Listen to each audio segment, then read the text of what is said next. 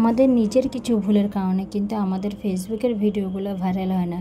যে তিনটি ভুল আমরা সবসময় করে থাকি, এই তিনটি ভুলের কারণে ফেসবুকের ভিউসও বাড়ে না এবং ভিডিও ভাইরাল হয় না। হ্যালো এভরিওয়ান, আসসালামু আলাইকুম। চলে আসলাম নতুন একটা ভিডিও নিয়ে।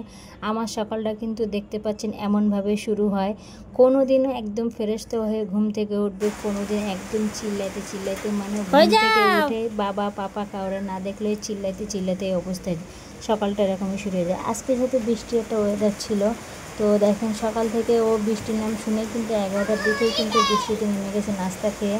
তো এদিকে আমি আবার রান্না চড়াই দিয়েছিলাম, যেহেতু রান্না করতে আসছি তো এখানে ভাবলাম বৃষ্টিতে একটু ভিজুক খেলা করো, যেহেতু বাচ্চা কাচ্চা মাঝে সাঝে একটু এইটুকু স্বাধীনতা দেওয়া উচিত, তাহলে তাদের মন মানসিকতা বেড়ে মানে ভালোভাবে প্রকাশ পায় এবং ব্রেনটা অনেক সময় ভালো হয়। আর বৃষ্টিতে একটু ভিজলে কী হয়, হঠাৎ করে যদি আপনার এই অভ্যাসটা বৃষ্টিতে ভেজার অভ্যাসটা বাচ্চার থাকে, তাহলে হঠাৎ করে কিন্তু ঠান্ডাও লাগে না। যে কোনো এক সময় যদি হঠাৎ করে বৃষ্টিতে ভিজে ফেললো, এমন ঠান্ডা লাগলো, এমন জ্বর হলো যে বাচ্চা নিজেই সহ্য করতে পারে না।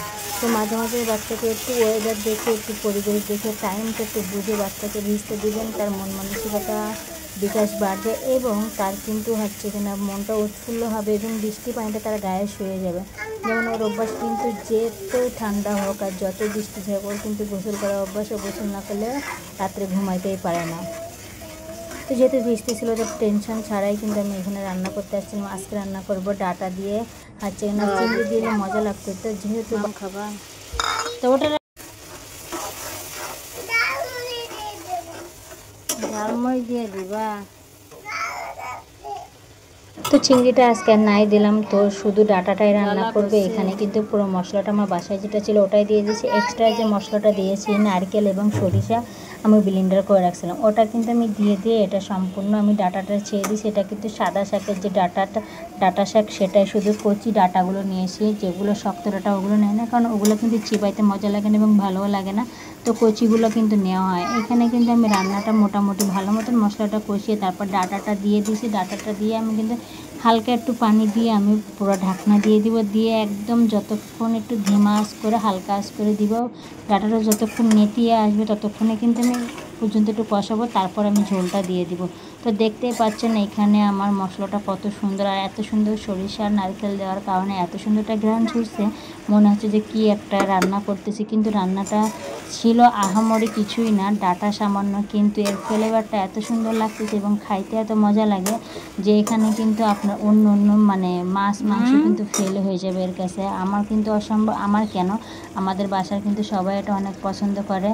তো যেহেতু গরমে একটু এই সবজিগুলো অন্যভাবে রান্না করলে কিন্তু হচ্ছে না পেটটাও ভালো থাকে, এবং যে হারে গরমটা পড়ছে, বৃষ্টি আর গরম মিলায় দুইটা অবস্থায় খারাপ হয়ে যায়। তো সবসময় মাছ মাংস খেলে কিন্তু শরীরে অতটা একটু থাকে না, মানে এনার্জি কম থাকে। আর যেহেতু সব কিছুতে ভেজাল চলে আসছে, তো এখানে মাঝে মাঝে একটু সবজি একটু অন্যভাবে রান্না করলে ভালোই লাগবে। তো এইভাবে রান্না করে দেখবেন ভালো লাগবে। তো যেটা বলতেছিলাম, ফেসবুকে আমাদের ভাইরাল হয় না, আমাদের ক্যাটাগরি ঠিক নাই, যার কারণে কিন্তু আমাদের ফেসবুকে ভাইরাল হয় না। আপনারা যখন এক ক্যাটাগরিতে ভিডিও বানাবেন তখন কিন্তু আপনার ভিডিওটা ভাইরাল হওয়ার চান্স থাকে। এই আপনারা 14-15টা ক্যাটাগরি, 4-5টা ক্যাটাগরি নিয়ে দিয়ে আপনারা একটা ক্যাটাগরিতে ভিডিও দেবেন, অডিয়েন্স কিন্তু আপনার এটাই দেখবে। এই ভিডিও দেখার জন্য আপনার পেজে আসবে যিনি এই কোয়ালিটির ভিডিও ছাড়েন। দ্বিতীয় যে ভুলটা হয়, অতিমাত্রায় শেয়ার করে ফেলি অন্য ফেক আইডি দিয়ে। এতটাও শেয়ার করা উচিত না, যেটা ফেসবুক নিজেই ধরে ফেলে কিন্তু ডিজেবল করে দেয়। তারপর যেগুলো করি আমরা কমেন্ট করি না, অন্যর ভিডিওতে বেশি কমেন্ট করতে হবে। যত বেশি কমেন্ট করবেন এবং কমেন্টে রিপ্লাই দিবেন, তত আপনার ফলোয়ারও বাড়বে এবং এঙ্গেজমেন্ট বাড়বে এবং ভিউজটা বেড়ে যাবে। তো আজকে ভিডিওটা খুব লং হয়ে গেলে, অবশ্যই উপকারে আসলে লাইক কমেন্ট শেয়ার করে পাশে থাকবেন। আল্লাহ হাফেজ, সবাই পরবর্তী ভিডিওর জন্য।